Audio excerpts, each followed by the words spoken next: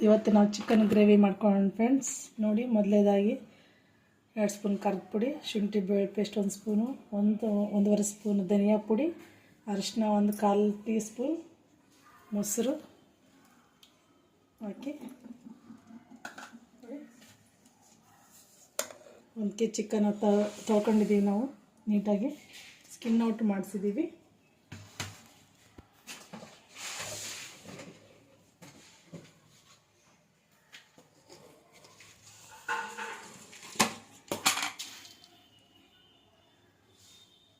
ಹಾಕೋಣ ಫ್ರೆಂಡ್ಸ್, ರುಚಿಗೆ ತಕ್ಕಷ್ಟು.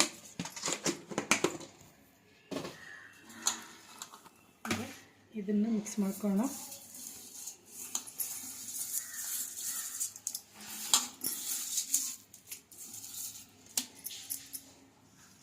ಈಗ ಚಿಕನ್ ಇದಕ್ಕೆ ಹಾಕ್ಕೊಂಡು